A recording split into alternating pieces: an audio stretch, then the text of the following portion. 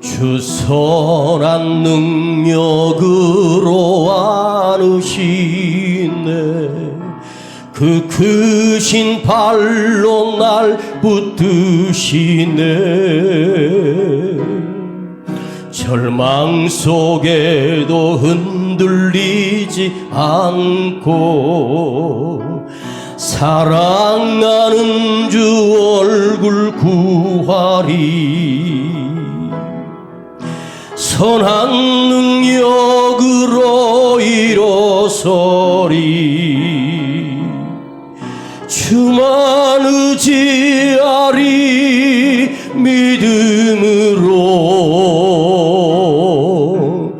우린 거대하네. 주 오실 그날 영광의 새날을 맞이하리.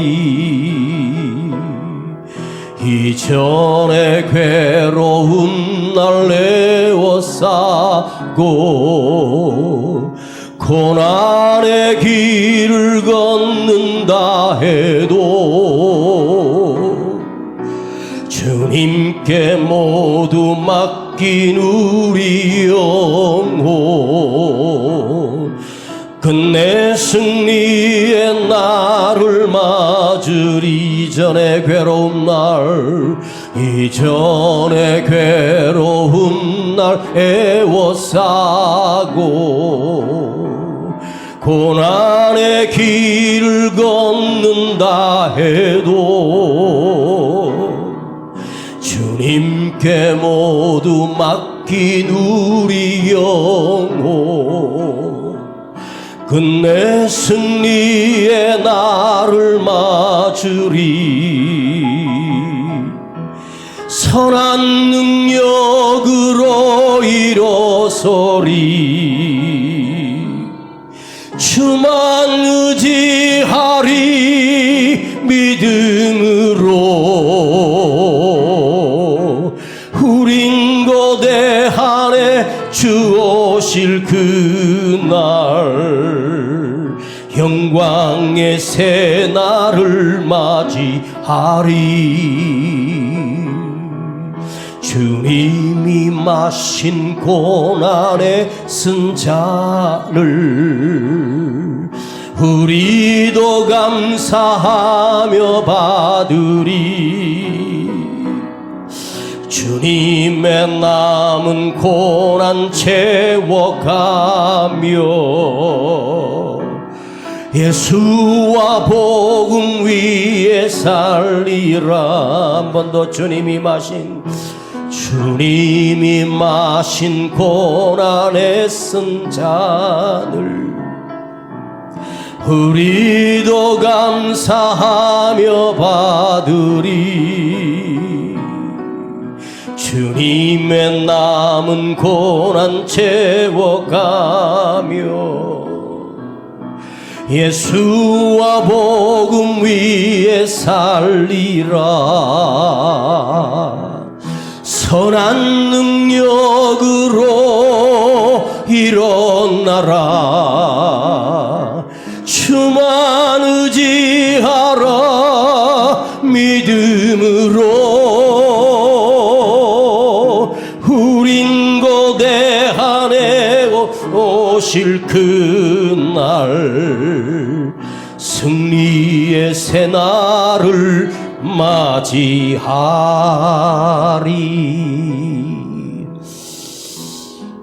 아버지 하나님, 오늘도 무더운 여름이 가고 있는 이때 수요밤에 나를 불러주신 것을 감사드립니다. 오늘도 이 예배 시간에 내가 주의 말씀을 들을 수 있어서 참으로 감사드리며 주님의 거룩하신 말씀을 들을 수 있는 귀가 열려지게 하시고 깨달아지게 하시며 그 깨달아진 것을 우리 삶으로 실천할 수 있도록 능력을 더하여 주시고 어제보다 오늘이 더 나은 믿음의 사람으로 성장하고 성숙되는 믿음의 인격을 갖춘 그리스도인으로 우리가 변화되게 하옵소서.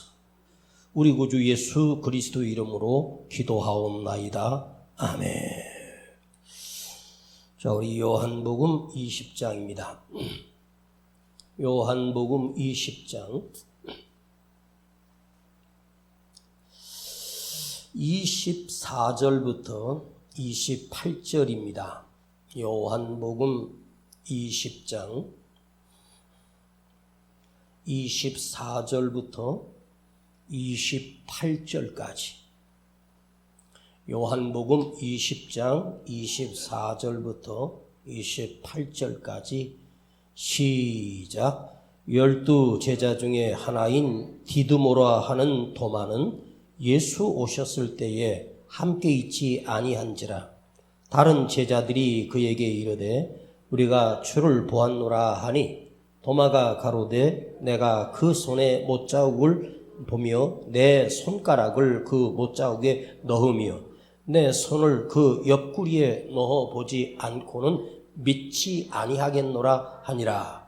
여드레를 지나서 제자들이 다시 집안에 있을 때에 도마도 함께 있고 문들이 닫혔는데 예수께서 오사 서서 가라사대 너희에게 평강이 있을지어다 하시고 도마에게 이르시되 네 손가락을 이리 내밀어 내 손을 보고 내 손을 내밀어 내 옆구리에 넣어보라. 그리하고 믿음 없는 자가 되지 말고 믿는 자가 되라. 도마가 대답하여 가로되 나의 주시며 나의 하나님이시니이다. 아멘.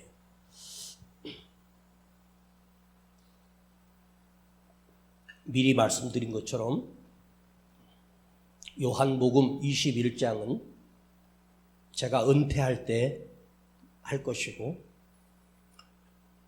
요한복음 20장을 앞으로 한 10번이나 12번 정도 더 묵상하고 그리고 요한복음 1장부터 요한복음이 어떻게 태동되었는지 그것을 우리가 수요밤에 묵상할 수 있도록 한다고 미리 말씀드렸습니다.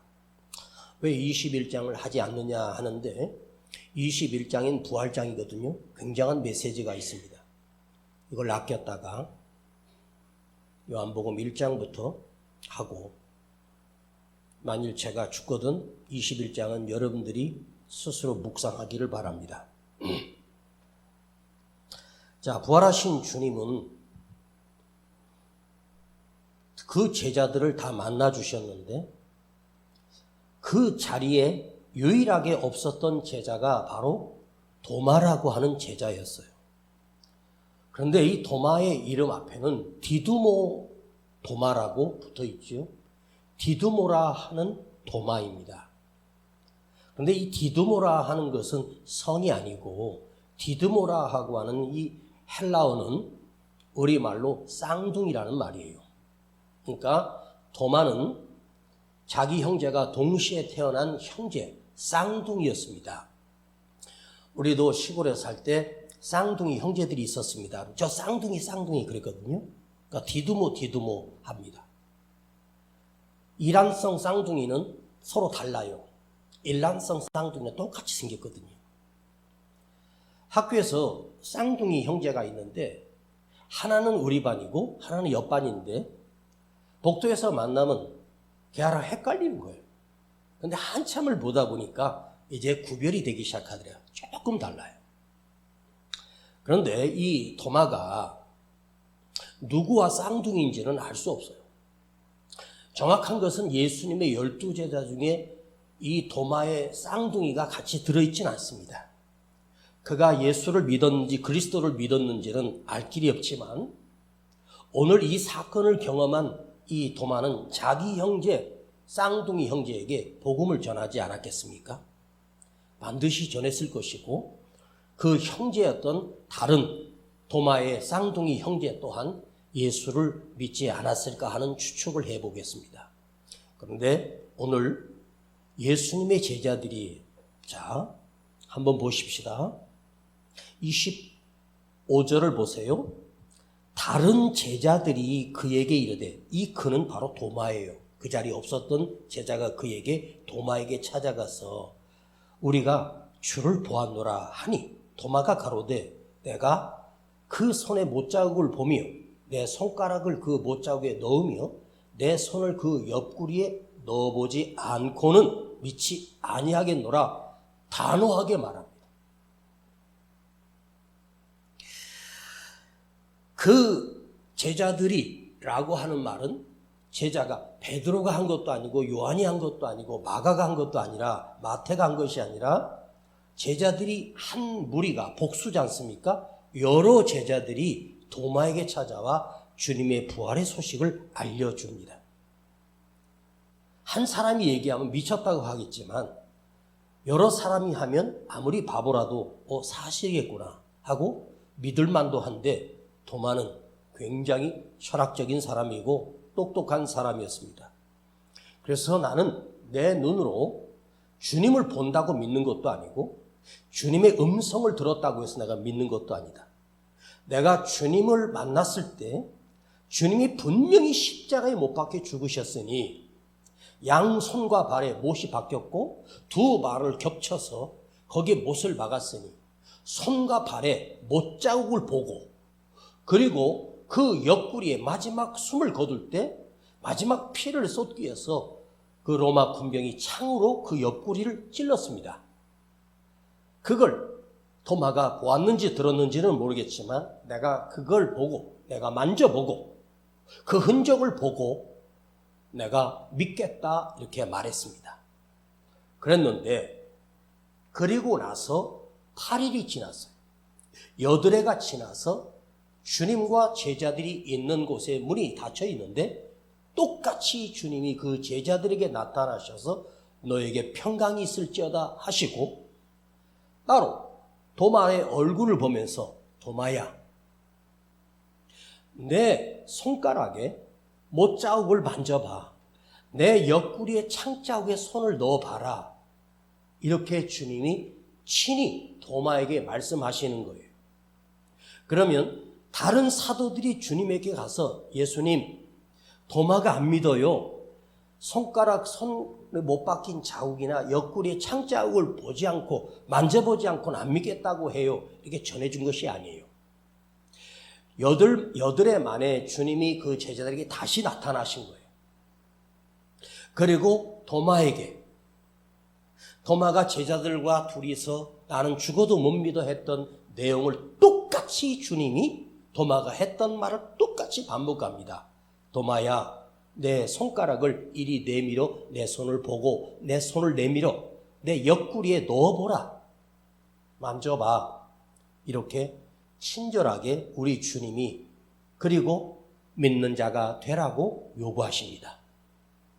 자, 그런데 이 안에는 엄청난 메시지가 많이 들어있어요. 보통 사람들은 여러분들은 여기서 메시지를 찾으라 해도 찾을 길이 없지만 제 눈에는 엄청난 메시지가 많이 보여요. 이 한 절 가지고 20번 넘게 할 수 있을 것 같아요. 너무 많아가지고 다 써놨는데 오늘은 하나만 하겠습니다.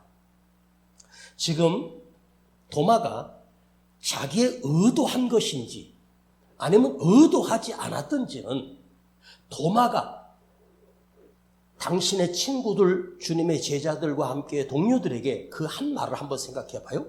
내가 주님의 손가락을 만져보고 그 손에 못자국을 만져보고 옆구리에 내가 손을 넣어보지 않고는 믿지 않겠다고 말합니다.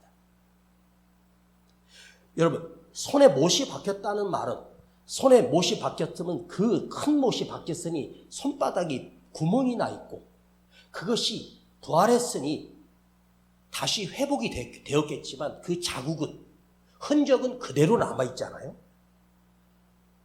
어떤 사람은 무슨 수술했다고 이렇게 얘기를 하는데 내가 보여달라고 안 했는데 배를 쑥 하면서 자기 그 수술했던 거 이렇게 째고 이렇게 쨌던 걸 보여주더라고요. 나는 그 사람이 수술했다니까 그랬나 보다 믿는데 이 사람은 내가 믿는다고 했음에도 불구하고 그걸 배를 뒤집어 까면서 그걸 보여주는 거예요. 그걸 내가 1000번을 보고 10,000번을 본다고 해서 그 사람이 그 수술받은 그 꼬맨 자국을 내가 본다고 해서 어떤 생각을 하겠습니까? 아우 힘들었겠구나. 무지하게 아팠겠구나. 아우 죽을 뻔했겠구나 하는 정도지. 아무런 감동이 없어요. 그런데 주님이 찾아오셔서 만져봐라, 손가락을 넣어봐라 했던 것은 고생이 많으셨습니다. 주님 고생하셨어요. 예수님 얼마나 힘드셨어요. 그게 아니에요. 지금 도마가 무의식 중에 말했든지 사실적으로 말했든지는 모르겠지만 도마가 확인하는 것은 내가 예수님의 얼굴을 본다고도 안 믿어. 그분의 얼굴을 내가 모르는 게 아니야. 목소리도 다 알아. 지난 3년 동안 주님과 함께 동고동락했으니 그러니까 지금 도마가 무의식적으로 했던 말 같아요. 나는 예수님이 당하셨던 십자가에 죽으신 흔적을 나는 보고 확인하고 믿겠다는 거예요. 고난의 흔적, 상처의 흔적, 못 박혔던 흔적, 옆구리의 창자국. 그 당시에 로마 군대가 군인이 예수님의 옆구리를 찍었던 그 창이 얼마나 두껍고 컸겠습니까? 그럼 옆구리가 뻥 뚫려 있지 않습니까? 그 고난의 흔적을 내가 보겠다. 그걸 확인하고서 믿겠다는 것입니다. 부활하시고 고난 당하신 못자국, 아픔의 흔적, 고통의 흔적, 그리고 주님은 친히 찾아가셔서 도마에게 자기의 고난에 당했던 십자가에서 죽으신, 나를 구원하시기 위하여 십자가에서 죽으신 그 흔적을, 고난의 흔적을 확인시켜 주십니다. 십자가에 죽으셨다라고 하는 건 뭐죠? 개인의 죽음이 아닙니다. 저와 여러분 인류를 구원하시기 위한 고난의 흔적 아닙니까? 그때 도마는 그 상처를 자기 손으로 만져보지 않았습니다.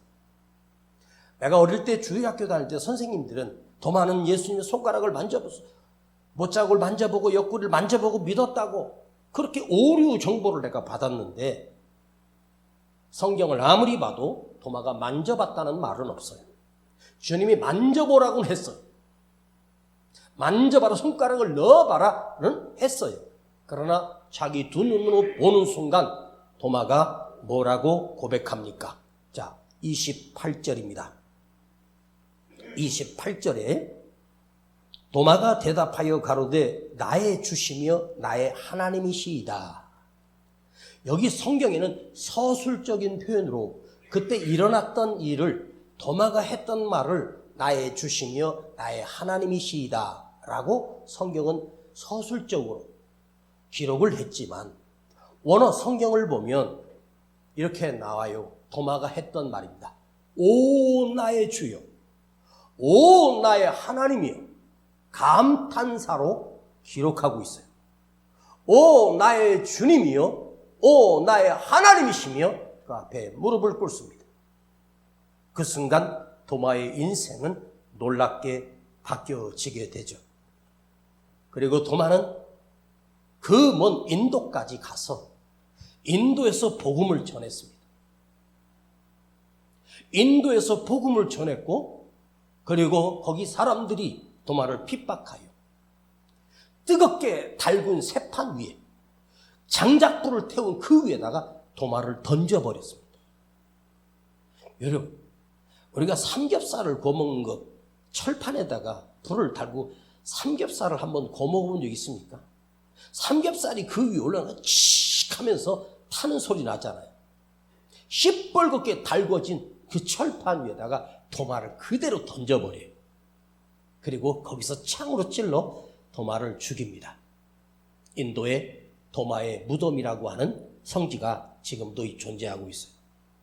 도마가 주를 위해서 복음을 전하다가 자기도 고난을 당하여 죽고 비참하게 풀무불에 던져져 태워 죽게 되는 인생이 바로 도마의 인생이었습니다. 눈으로 보는 순간 내가 그걸 만져볼 필요가 없어요. 옆구리를 보는 순간 손가락으로 넣어볼 필요가 없습니다. 도마가 확인한 것은 단순한 못자국이 아니라 단순한 창자국, 옆구리의 창자국이 아니야. 주님이 나를 위하여 당하신 고난의 흔적, 주님이 죽으셨던 죽음의 흔적, 죽음의 상처, 이것보다 더 확실한 부활의 증거가 어디 있겠습니까? 그래서 오늘 우리가 이거 한 가지만 묵상하고 돌아갑니다. 금방 끝나니까 좀 참으세요.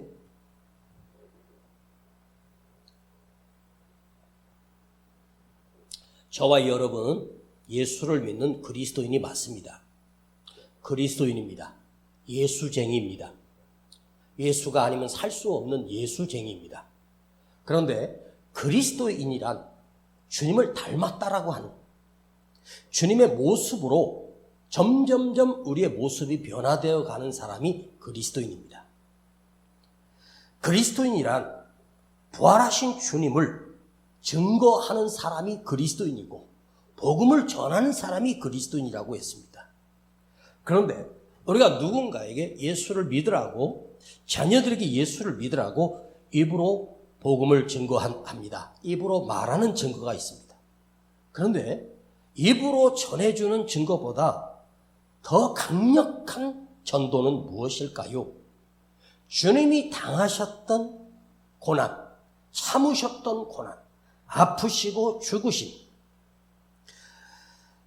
이걸 우리도 본받고 우리도 이 인생을 살면서 주님처럼은 아니어도 참으며 아프고 춥고 쓰라리고 슬피 울어야 하고 희생해야 되고 손해봐야 되는 삶을 우리 또한 주님처럼은 아니지만 우리가 신앙적인 모습으로 그리스도의 모습으로 우리 모습을 누군가에게 그 삶을 보여줄 때 이것보다 더 위대한 전도는 없는 거예요. 그런데 지금 여러분 우리가 생각해 보십시다. 교회가 사람들에게 보여주는 걸 가만히 보면 뭘 보여주고 있습니까? 우뚝 선 빌딩 건물, 화려한 조명, 화려한 건물 인테리어,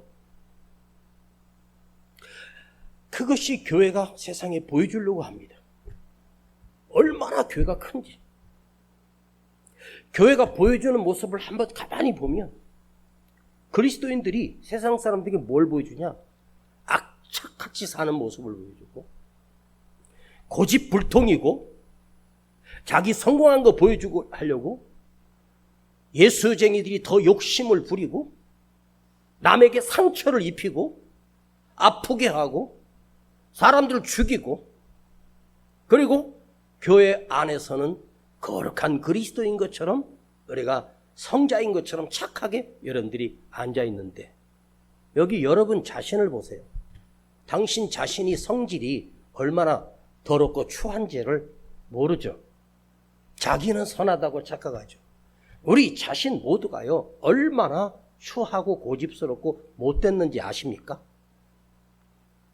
우리 성도들하고 최소한도 제가 12년을 함께 했는데 청계산까지 하면 20년 함께 했는데 내가 그 성질벌이 모를 것 같습니까?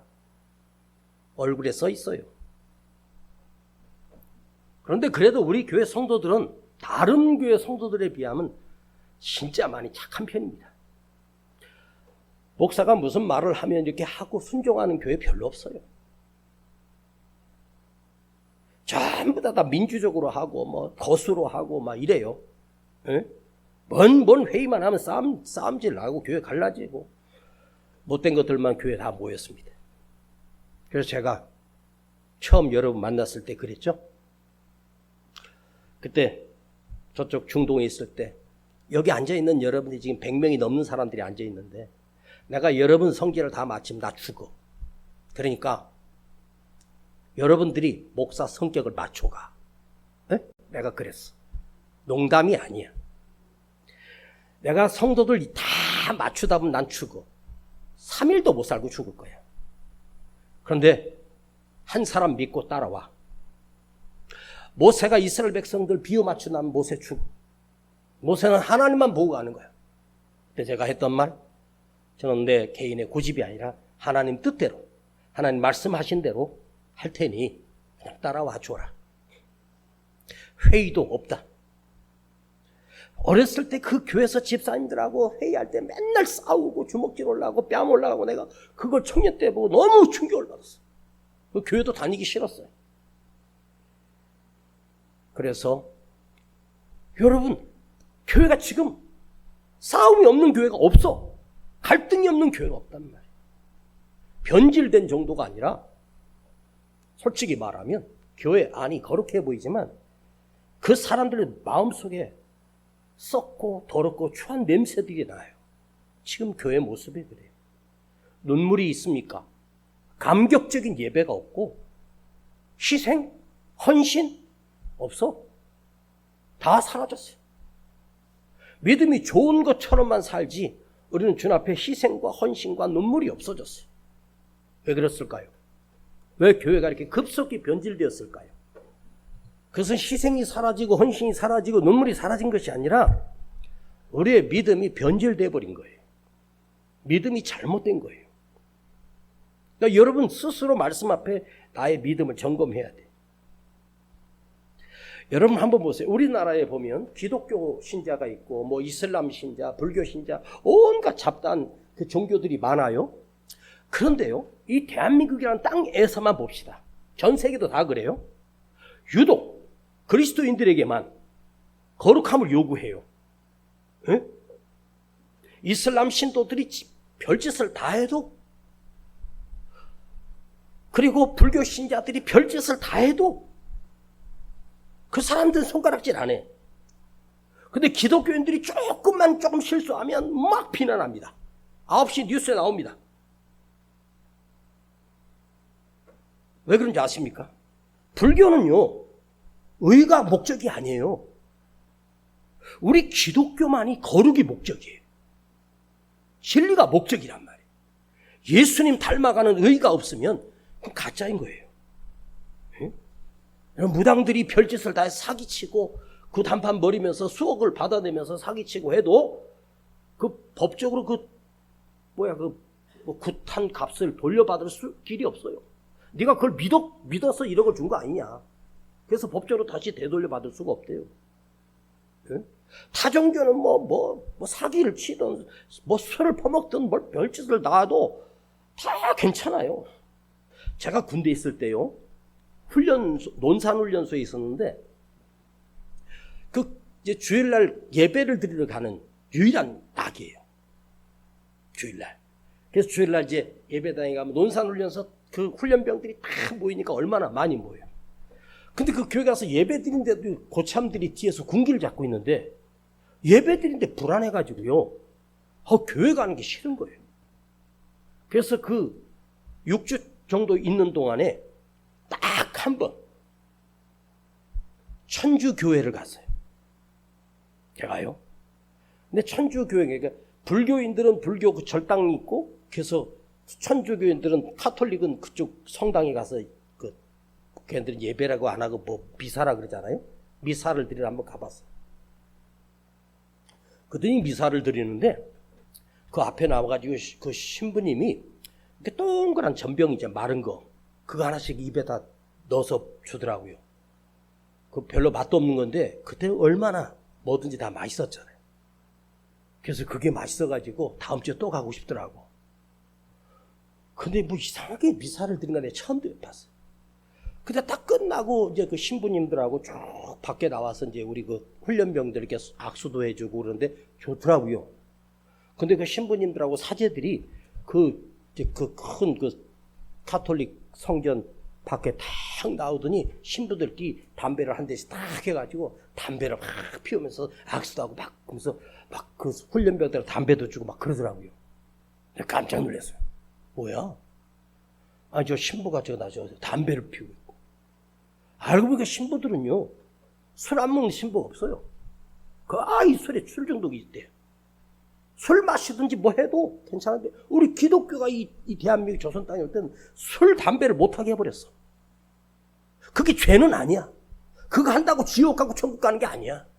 그렇게 선교사들이 그 성전에 아주 큰 담배 떼물고 이게 하도 그래서 그걸 아예 금지시켜버렸어요. 그러면서 우리 기독교가 세상 눈에 어렵고 거룩한 무리로 세상 사람들이 우리를 바라보기 시작했습니다. 그러면 왜 그런 줄 아세요? 진짜기 때문에 그래요. 가짜는 대충 살아도 돼.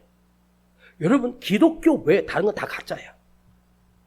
천주교도 가짜야. 방송 나가. 천주교도 정확하게 말하면 잘못된 겁니다. 오직 기독교, 부활을 믿는, 그리스도의 재림을 믿는, 똑같이 믿는 것처럼 보이지만 문짝이 달라요. 그런데 우리 그리스도인들에게 세상 사람들이 요구하는 것이 있어요. 그건 뭐냐? 의롭게 살라. 정직하게 살라. 자, 힘을 키워서 힘으로 이기는 것은 가능해요. 지식으로 성공하고 싶다. 열심히 공부해서, 공부 잘해서 좋은 대학 가고 학습하고 정말 해서 인류대학 가서 어느 정도 성공할 수도 있어. 노력하면 돈도 벌 수 있습니다. 그러나 상대를 사랑으로, 감동으로, 참아줌으로, 인내해줌으로, 손해봄으로 그 사람을 변화시키는 것은 내 노력으로 해서 성공하는 것보다 100배, 1000배, 10,000배는 힘든 것이 가장 어려운 일입니다. 여러분, 예수님이 이 땅에 오셔서 행하셨던 모든 기적을 다 모았다고 칩시다. 그 예수님이 행하신 모든 기적을 다 모은 것보다 예수님이 십자가에서 죽으신 능력보다 위대한 것은 없어요. 그게 진짜 능력이거든요. 예수님이 달리셨을 때 밑에서 네가 하나님의 아들이면 뛰어내려오라 할 때 주님이 거기서 뛰어내려올 수 없습니까? 천사 하나만 동원해서 그걸 다 죽일 수 있어요. 근데 주님이 참으시고 끝까지 죽으신 거예요. 하나님이 이 우주 만물을 만드신 하나님이 그들에게 그 겁박을 당하고 조롱을 당하면서 뺨을 맞고 침을 뱉는데도 그걸 참으시고 죽으시는 거. 이게 십자가는 위대한 사랑이에요. 그것보다 더 큰 사랑은 없어요. 응? 그래야 우리를 구원할 수 있기 때문에. 여러분, 누구를 핥히고 찢기고 비난하고 욕하는 건 아주 쉬운 일이에요. 상처 주는 건 아주 쉬운 일이에요. 시험 들게 하고 그런 행동은 너무 쉬운 일이에요. 그런데 우리가 살아가는 모습을 누구를 죽이고 미워하고 분노하는 것은 누구나 가능한 일이에요. 자기 본능대로 살면 돼. 그러나 참고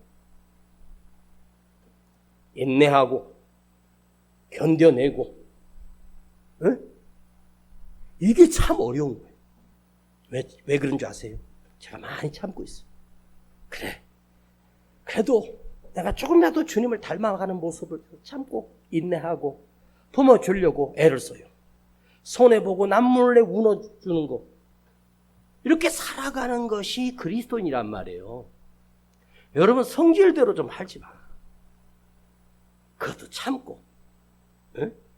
그걸 참고 견디고 인내하면서 뭐라 그런지 아세요? 저분, 저 권사님, 저 집사님 정말 달라졌어. 변화됐어. 에? 전에 사람이 아니야. 거기에 사람들이 충격을 받는 거예요. 진짜 위대한 건요, 황제가 그 나라 땅을 다 빼앗는 게 위대한 게 아니에요. 뉴스를 보니까 푸틴 대통령이, 러시아 대통령이 우크라이나가 다시 자기 빼앗겼던 영토를 해서 러시아를 침공해 오니까 막 폭발시키고 그러니까 푸틴이 뭐라는 줄 아세요? 우크라이나 군대를 향해서 테러리스트라고 하더라고요. 여러분, 우크라이나가 소련을 공격했어요? 아니지, 소련이 아니지, 러시아지. 러시아가 우크라이나 땅 뺏으려고 먼저 전쟁 시작했잖아. 그러니까 우크라이나가 당하고 있다가 이제 여기저기서 무기들이 들어오니까 다시 해서 빼앗긴 땅을 찾기 위해서 지금 하는데 테러리스트래. 웃기는 얘기죠. 누가 테러리스트래? 푸틴이 더 나쁜 테러리스트 아니에요? 옛날 황제가 위대하면 땅을 정복하는 그 사람 위대한 황제였어요. 삼국을 통일시키고 만주를 통일시키고 와 대단한 황제라서요. 여러분, 그건 군사력을 키우면 가능한 거예요. 그런데 이걸 참아야 되고 빼앗기고 서울로서 울고 인내하는 거, 이게 바보인 것 같이 보이죠? 아니에요. 그게 그리스도인입니다. 에? 사도 바울이 골로새서 1장 24절에 이렇게 편지를 써서 성경이 됐습니다. 내가 너희를 위하여 받는 괴로움을 기뻐하고 그리스도의 남은 고난을 그의 몸된 교회를 위하여 내 육체에 채우노라. 그리스도의 남은 고난을 그 몸된 교회를 위하여 내 육체에, 내 몸에, 내 삶에 채우노라. 근데 이걸 읽다 보면 우리가 착각합니다. 아, 주님의 남은 고난을 내가 채워야지. 주님의 남은 고난 채워가며. 그러면 여러분, 주님이 남은 고난이 있어요? 없어. 주님의 고난은 완전한 고난입니다. 그 고난으로 우리를 구원해내셨기 때문에 완벽한 고난입니다. 주님이 아직 당할 고난이 남아있지 않습니다. 주님의 고난은 이미 우리를 구원해내셨고 완벽한 고난입니다. 그런데 뭘 남은 고난을 채워가? 바울이 착각한 거일까? 아니에요. 여기에 남은 고난이라고 하는 말은 이제 예수 그리스도를 나의 구주로 믿는 우리 그리스도인들이 주님이 당하셨던 고난을 내 삶에도 경험하고 채워가고 함께 당하며 감히 우리가 주님이 당하셨던 고난의 1000분의 1, 10,000분의 1은 비교조차 될 수 없죠. 그렇죠? 우리가 당하는 고난을 어떻게 주님의 고난과 비교하겠어요? 그러나 내가 그리스도인이 되는 순간부터 우리가 당해야 되는 고난들이 있단 말이에요. 작은 고난이야. 말도 안 되는 고난들이야. 그러면 여러분, 예수님의 제자들이 왜 다 순교했는지 아십니까? 주님이 십자가에서 죽으신 것을 보고 부활하신 주님을 만났던 그들은 성령을 받고 주를 위하여 기꺼이 고난을 당하며 죽을 수 있었습니다. 두려워하지 않았습니다. 왜? 주님이 나의 고난을 이미 다 채워주셨기 때문에.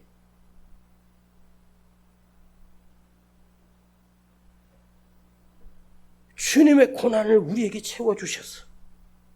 나도 예수를 믿음으로 인해서 참아야 되고 견뎌야 되고 손해봐야 되는 것들이 있단 말이에요. 2000년 전 그 로마 압제 시대에 당했던 그 사도들이 당했던 핍박에 비하면 지금은 그런 핍박이 아니에요. 제가 주일날 말씀드렸죠. 지금 핍박이 없는 게 아니야. 있어. 근데 우리가 그걸 핍박을 느끼지를 못해. 왜? 가짜로 사니까. 세상 사람보다 더 더럽게 사니까 핍박이 없는 거야. 그러나 참아야 되고 거룩하게 살고 말씀대로 살려면 여러분 손가락질 당합니다. 그런 걸 경험해 봐야 돼. 자, 말씀 마칠게요. 평안과 고난, 고난과 평안. 주님이 너에게 평안을 주노라 하셨습니다. 그런데 평안과 고난, 여러분은 어떤 걸 선택하고 싶어요? 평안을 선택하고 싶죠. 고난을 선택하는 사람이 누가 있습니까? 그런데요, 평안과 고난이라고 하는 원어를 보면 반대 이야기가 아니에요. 같은 어원이에요. 고난 중에 있지만 주님이 내 안에 계심으로 내가 그 고난 속에서도 평안을 누릴 수 있는 능력이 있다는 말이에요. 다시 말씀드릴게요. 내가 고난 중에 있어도 주님이 나와 함께 하시는 그 믿음이 내 안에 존재함으로 인해서 그 고난 때문에 힘들어하는 것이 아니라 주님이 함께 하심의 능력으로 그 고난을 나는 평안으로 소화시키는 사람. 문제 없는 것이 복이 아니고 내 앞에 당한 문제가 여러분의 기도 제목으로 바뀌길 축복합니다. 고난이 기도 제목이 되는 거야. 나의 잘못으로 온 게 아니야. 내가 팔자가 그래서 이 어려운 일이 온 게 아닙니다. 제가 고등학교 1학년, 중학교 3학년 때 아버지가 어디 방에서 이렇게 앉아 계시고 그 마당에서 아이들하고 축구하다가 싸움박질이 났는데 같이 축구하던 애들이 제 또래나 저보다 한두 살 어린 동생들이었는데 내가 갑자기 화가 나가지고 막 걔들을 발로 차고 막 날라차게 하고 막 걔들을 두드려 패는 걸 저희 아버지가 두 눈으로 보신 거예요. 깜짝 놀란 저희 아버지가 나를 불러들이더니 방에서 종아리를 거더라고. 처음으로 제가 아버지에게 종아리를 맞은 적이 있었습니다. 아버지가 종아리를 때리는데 종아리를 걷고 그 종아리를 맞으면서 울지도 않고 가만히 있었습니다. 그때 우리 아버지가 저에게 한 말입니다. 저희 아버지가 목회를 하시면서 병들어 지금 바깥 활동도 제대로 못 하시는 그 몸으로 저를 종아리를 때리시면서 이렇게 말씀하셨습니다. 너 어떻게 하면 좋겠냐? 이놈이 커서 깡패 되려고 그러나? 그러면서 아버지가 우시면서 저를 때리셨습니다. 그리고 그 아버지는 밤새 엎드려 저를 위해서 울면서 기도하신 모습을 옆에서 보았습니다. 그리고 나이가 들고 훗날이 돼서 이 아들이 깡패 될 아들이 목사가 되었다는 사실을 우리 아버지는 모른 채 제가 24살 군생활할 때 돌아가셨습니다. 자기 아들이 공부도 그렇게 썩 잘하지도 못했던 아들이 싸움질하고 애들 때리는 것을 보고 너 깡패 될래 했던 그 아버지가 저를 위해서 얼마나 기도하셨겠어. 근데 그 아들이 나중에 이렇게 목사가 돼서 목회하고 있는 모습을 우리 아버지가 보셨으면 얼마나 기뻐하셨겠습니까? 그러나 하늘에서 우리 아버지가 저를 보고 계시진 않습니다. 죽은 영혼이 우리 육신의 삶을 볼 수가 없습니다. 사람들은 뭐 하늘에 계신 어머니가 볼 것이라고 방송에서 말하는데 다 뻥입니다. 저희 아버지는 제가 목사 된지를 모릅니다. 목회하고 있는지도 모릅니다. 돌아가셨기 때문입니다. 그리고 제 아들, 큰아들이 목사가 돼서 청주 강서교회 수석 목사로 지금 심우하고 있고 담임 목사님이 독일 가는 바람에 그 아들이 주일 설교까지 다 하더라고요.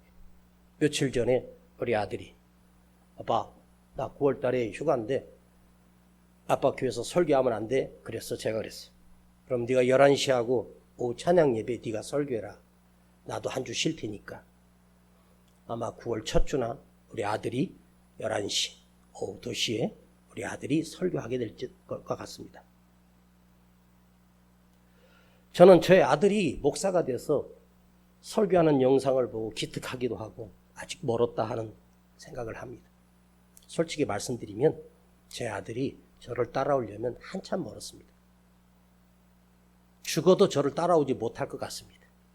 그럼에도 불구하고 그 나이에 비하여 말씀이 깊이가 있는 그걸 보면서 저는 굉장히 기특하게 생각합니다. 저희 아버지가 평생 아픈 몸으로 40kg도 안 나가는 병든 몸으로 그렇게 돌아가셨습니다. 그 고난을 당하며 그리고 자기 손자가 또 목사가 돼서 목회하는 걸 저희 아버지는 모르십니다. 우리 아들이 태어났을 때 할아버지는 존재하지 않았습니다. 자, 결혼도 하기 전에 돌아가셨으니까. 그럼에도 불구하고 저희 아버지께서 목회하면서 남기셨던 고난이 제 삶에 고스란히 축복으로 제가 유산으로 물려받았다는 사실은 저는 확신합니다. 여러분의 고난이 없어지는 게 아니에요. 예수님의 고난은 우리를 살려냈습니다. 우리 그리스도인이 당하는 고난이 사라지는 것이 아닙니다. 혹여나 자녀를 위해서 걱정하시고 여러분 삶에 막막해서 걱정하십니까? 걱정하지 마세요. 내가 주님 앞에 고난의 쓴 잔을 마시고 누구보다 더 아픔을 당하며 서럽게 울 수밖에 없고 하나님 앞에 예배드릴 수밖에 없는 그런 가난한 삶을 여러분 삶으로 살면 다음 주님께서 그 삶을 책임져 주시고 인도해 주십니다. 저희 아버지 돌아가시고 저는 결코 희망이 없는 인생이었습니다. 저는 그야말로 돈 한 푼도 없이 개척을 시작해서 여기까지 왔습니다. 교회를 3번이나 건축했습니다. 돈이 없는데도 건축을 했습니다. 그리고 이 교회 빚도 작년에 갚아. 이건 정말 놀라운 일입니다. 이미 부도 나고 망했어야 되는데 괜찮습니다. 오늘도 우리 아내랑 그 얘기 했습니다. 왜 그랬을까요? 우리가 고난을 채워가며 우리 주님께서 그걸 갚아주신다는 거예요. 여러분, 주를 위해서 헌신되어진 건 주님이 갚아주셔요. 주를 위해서 뭔가 드릴 수 있는 기회를 여러분 놓치지 말기를 원합니다. 몸으로 드리든 삶으로 드리든 물질로 드리든 눈물을 드리든 드려진 것은 반드시 사라지지 않습니다. 이 말씀을 준비하고 서재실에서 다시 기도하면서 준비하는데 은혜가 돼서 금요일 한 번 더 할까 하는데, 금요일 설교는 준비를 대충 해놨는데 잘은 모르겠습니다. 제가 해보니까 너무 은혜되는 것 같아요. 금요일 한 번 더 해도 더 기쁜 것, 지금 반밖에 못했습니다. 여러분의 삶의 고난을 채우면 주님이 갚아주십니다. 도마가 손으로 만져보고 옆구리에 손을 넣어봐야 되겠다고 했을 때 주님이 다가오셔서, 도마가 어떤 상황에서 그 말을 했는지 전 느껴져요. 도마는 낙심했어요. 자기 스승이 비참하게 죽는 걸 보고 하나님으로 믿었는데 너무 절망했어요. 그러나 나는 주님을 절대로 믿지 않고 배신해서 떠났기 때문에 그 다락방에 도마만 없었던 거예요. 근데 주님이 친히 찾아오셔서 도마야, 그가 했던 말 그대로 다 보여주십니다. 그리고 도마를 위대한 사도로 바꿔주셨고, 끝까지 복음을 위해서 자기 몸이 살이 불 속에서 태워져 죽을 때까지, 녹아질 때까지 주의 복음을 전하는 위대한 사도로 주님이 사용해 주셨어요. 여러분 삶에 고난의 흔적이 다른 사람을 살리는 삶으로 전하는 복음이 되기를 축복합니다. 기도하겠습니다. 아버지 하나님, 감사드립니다. 우리는 주님의 고난을 채울 수 없지만 주님을 닮는 고난을 경험하며 조금이라도 아프며 조금이라도 손해보며 조금이라도 눈물 흘리며 참아내며 인내하며 주님을 닮아가는 삶의 고난을 우리도 채워가게 하여 주옵소서. 예수님의 이름으로 기도하옵나이다. 아멘. 주 선한 능력으로 안으시네. 그 크신 발로 날 붙드시네. 절망 속에도 흔들리지 않고 사랑나는 주 얼굴 구하리. 선한 능력으로 일어서리. 주만 의지하리. 믿음으로 우린 고대 안에 주 오실 그날 영광의 새날을 맞이하리. 2절 부르고 기도합니다. 이전의 괴로움 날 에워싸고 고난의 길을 걷는다 해도 주님께 모두 맡긴 우리 영혼 끝내 승리의 날을 맞으리. 선한 능력으로 일어서리. 주만 의지하리. 믿음으로 나는 고대한에 주 오실 그날 영광의 새날을 맞이하리. 오늘 기도 제목은 여러분이 주님을 위해서 아플 수 있으면, 주님을 위해서 울 수 있으면, 주님 때문에 참을 수 있으면 더 참게 하시고, 나도 고난을 당하게 하시고 나도 아프게 하시고 나도 힘들게 살게 하시고 주여 세상에게 손해보며 사는 그리스도인이 되게 하옵소서. 우리의 고난은 사라지는 고난이 아닙니다. 그 고난이 반드시 우리 삶에 우리 주위와 내 자녀와 모든 이웃들에게 선한 영향력을 끼치게 될 것을 믿고 주여 내가 참고 인내하며 내가 변화되고 거룩하여지게 하옵소서. 주님 부르고 기도합니다. 주여